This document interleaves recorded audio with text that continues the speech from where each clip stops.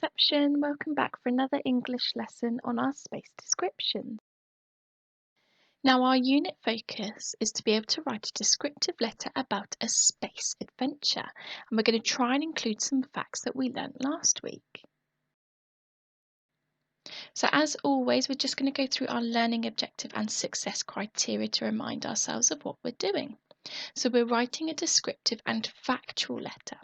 And to do this, we'll be using adjectives to describe space. We will also be including facts in our letter. And we will even be reminding ourselves to use our finger spaces, capital letters, and full stops. So as always, we're just going to pause the video and see if we can remember any more facts about space. Maybe you want to find out some more facts, so you can use that time now or maybe later because it might help you with your letter writing. So, in our success criteria, we look at using adjectives. Now, an adjective is a describing word, so it tells us about something. So, for example, in my sentences at the bottom here, I have got the brown dog wagged his tail. So the word brown is the adjective because it's telling us what the dog looked like. And then the second sentence, the stars shine brightly in the dark sky. So the word shine describes the stars, and the word dark describes the sky. So an adjective can be what something looks like, but it also includes the other senses. So it might be what something feels like, smells like, or sounds like.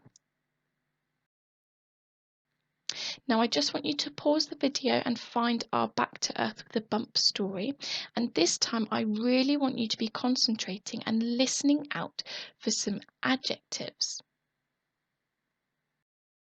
So here I've just picked out a few of the adjectives that I heard.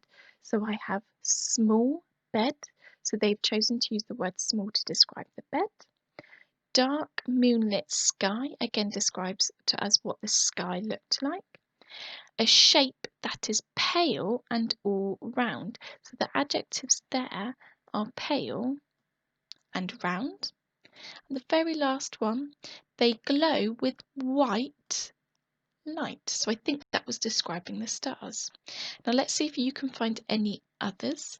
Maybe you want to have a go at using some adjectives in some sentences, or maybe you want to use some adjectives to describe space.